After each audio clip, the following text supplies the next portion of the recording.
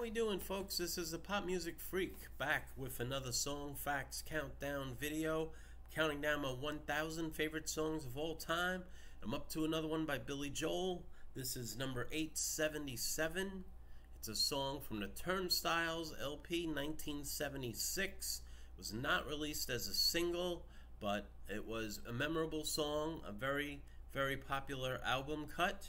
The song is called Miami 2017, subtitled Seen the Lights Go Out on Broadway.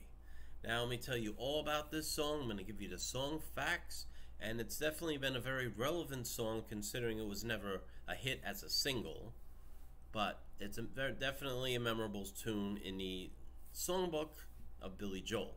Now let me give you the song facts on it. Miami 2017, Seen the Lights Go Out on Broadway, is a song written and originally recorded by Billy Joel, which appeared as the final song on his album Turnstiles in 1976. Several live performances of the song have been released. He performed the song at benefit concerts, the concert for New York City for victims of the September 11th attacks in 2001, on the television program Hurricane Sandy, coming together for Hurricane Sandy victims in 2012, and during his set at 12-12-12, the concert for Sandy relief. Joel has often tweaked the lyrics to the song at his live concerts, particularly at the Live at Shea and Coming Together concerts.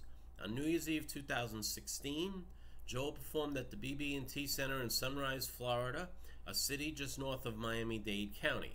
At midnight, he crooned the traditional Auld Lang Syne, and then immediately went into Miami 2017. Very fitting. In Miami in 2017. Background and story. The release of Turnstiles followed Billy Joel's return to his hometown of New York from a brief foray in Los Angeles, which resulted in the albums Piano Man and Street Life Serenade.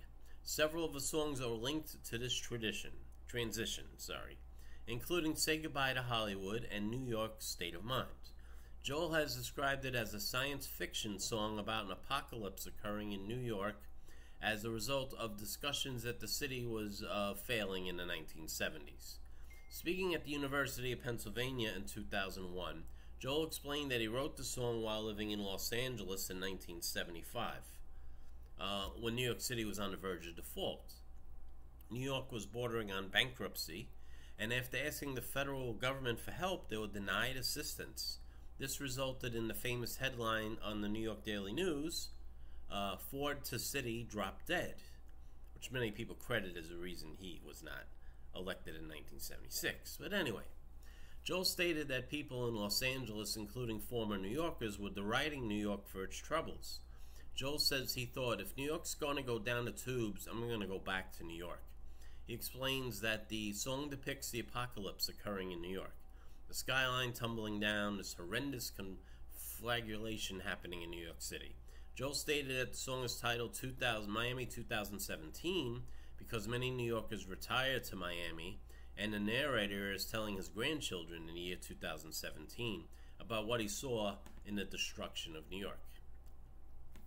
In a review of Songs in the Attic for Rolling Stone magazine, Timothy White wrote, Miami 2017 Seen the Lights Go Out on Broadway from 1976's Turnstiles is one chauvinistic New Yorker's reaction to the famous Daily News default era headline, and the composer's elaborate fantasy farce about the apocalyptic destruction of the city is as take it or leave it defiant as the front page that inspired it. When New York radio station WNEW-FM dropped its rock music format, God forbid, how could they do such a horrible thing?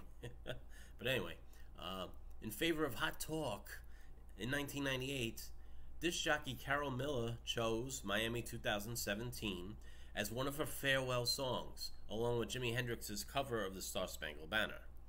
Reviewing Joel's 2010 compilation hits, on which Miami 2017 was not included, reviewer Mike Doyle wrote, unfortunately, the album is not necessarily representative of his best work, missing of some of the songs that helped define Billy Joel as one of the most talented American songwriters, such as Miami 2017. Significance after September 11, 2001. Among the catastrophes that befall the city in the song is the destruction of its iconic skyscrapers. I saw the Empire State laid low, the singer recalls. I watched the mighty skyline fall. September 11th, 2001, planes hijacked by terrorists were crashed into the World Trade Center towers, city's tallest buildings, causing them to collapse with the loss of almost 3,000 lives. Shortly afterwards, Joel performed the song at a benefit concert on October 20th, 2001. Joel announced at the end of the song, "I wrote that song 25 years ago. I thought it was going to be a science fiction song. I never thought it would really happen. But unlike the end of that song, we ain't going anywhere." Statement was met with raucous applause. Joel played the song at multiple benefit concerts again in 2012 after the destruction wrought on the northeastern United States by Hurricane Sandy. On New Year's Eve, once again, 2016, in Miami, he performed the song in Miami, okay? And in 2020, he performed a song for Rise Up New York Benefit Telethon while the lights of the Empire State Building synced with the song. Cover versions. Miami 2017 was recorded by Richard Marx in 1993. I do not remember that version. And it was released as a bonus track on international versions of his album Paid Vacation. The song appeared in the original Chicago production of the jukebox musical Movin' Out, but was not included in the final version of the musical as performed on Broadway. So he's performed in a lot of big moments. 1990, performed at a Yankee Stadium. He did live at Yankee Stadium album. Of course, 9/11 I mentioned. 2008, he was the last concert at Shea Stadium when they tore it down to put up Citi Field. So he changed the lyrics a little to reflect on the Mets and Shea Stadium. He's done it over and over, and generally in big moments where New York's involved, the song's involved, which is not a bad thing. I really do like the song. Probably should have rated it higher on my list. But I do have a ton of Billy Joel on here. It's hard to, when you had 1,000 spots, and it may seem like I have a world full of spots, but sometimes really great songs get lost in the shuffle and maybe be ranked lower than they should be. I think another place and time that song would probably be in my top 100 to 200. But that's how it goes.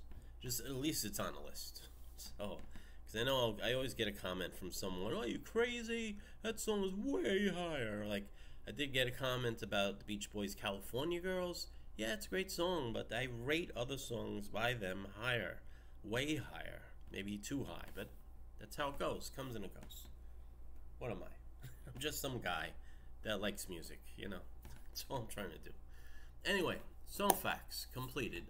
Do we have any... No, it was not released as a single, so we don't have any chart numbers to give out. But that's it for now. Okay, thank you for watching this. I'm going to post a link to the music video in the description. I don't know which one. It'll probably be a live performance. One of them.